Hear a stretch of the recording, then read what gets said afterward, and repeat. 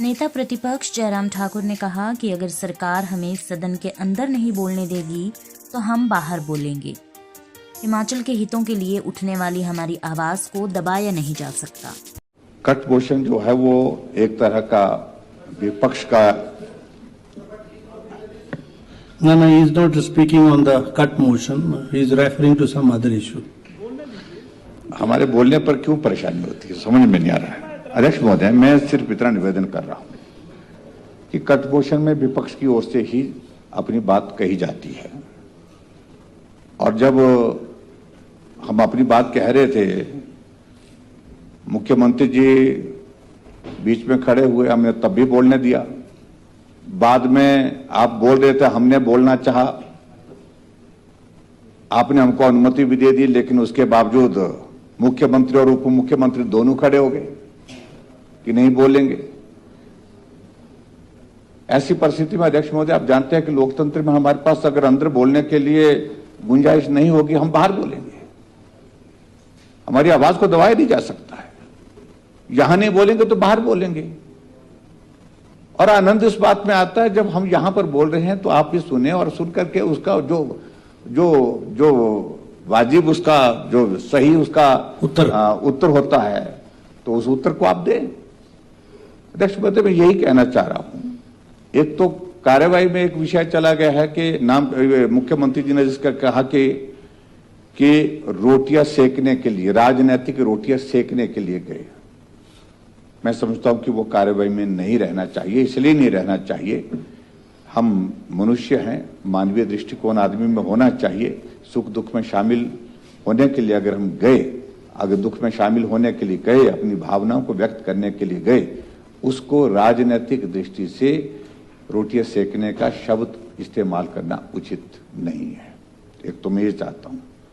दूसरा अध्यक्ष महोदय, हमारी मांग करने से हमको आप कैसे रोक सकते हैं? हमारी मांग है, हम कहते हैं कि इस सारे मामले की एक पूरे प्रदेश की एक आवाज है, आपको सुनाई नहीं दे पा रही। आज की तारीख सत्ता के इस नशे में मुझे लगता है एक अलग परिस्थिति है, लेकिन मांग है, परिवार वालों की भी मांग है कि इसकी जांच होनी चाहिए, निष्पक्ष जांच होनी चाहिए। और निष्पक्ष जांच के लिए हम बेहतर तरीका ये कह रहे थे कि सरकार रेफर करे सीबीआई को। इस पर क्या पूरा गलत मांग किया आपने? 10 बातें और कह दी, ये इधर गोलीकांड हुआ, उधर का सबकी जांच हुई है, जांच के बाद जो है वो दोषी सजा भुगत रहे हैं। ऐसा नहीं है। रामस्वरूप जी के बारे में आप कह रहे हैं रामस्वरूप जी के बारे में उनके परिवारजनों से हम एक बार नहीं 20 बार मिले हैं। और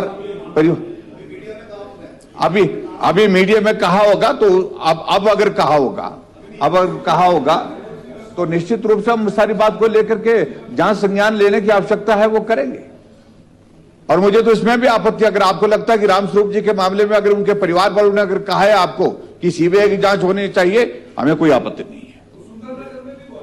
हाँ जी, इस बात को लेकर बड़ा हम साफ कहना चाहते हैं। इसलिए अध्यक्ष महोदय, हम अपनी मांग तो रख सकते हैं।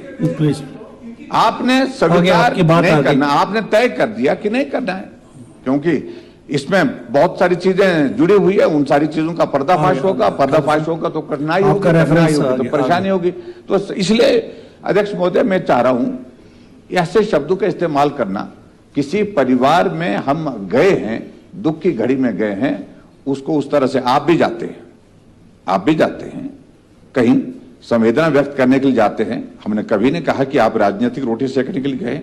आप अपनी संवेदना व्यक्त करने के लिए गए हैं, आपका अधिकार है, आपको जाना चाहिए। और मेरा तो यह भी मानना है कि जहां हम गए हैं आपको भी जाना चाहिए था, उप मुख्यमंत्री जी को भी जाना चाहिए था। आवश्यकता आप जाएंगे, हमें कोई आपत्ति नहीं, लेकिन please. ऐसा बार बार इस तरह से कि सत्ता में है, आप हमेशा सत्ता में नहीं रहेंगे। आप इस बात को जानते हैं अपना, नहीं रहेंगे। ना हम रहे, ना पहले वाले रहे, ना आप रहेंगे, ना आने वाले समय में रहेंगे। इस बात को आपको स्वीकार करना चाहिए। वीडियो से जुड़े रहने के लिए धन्यवाद।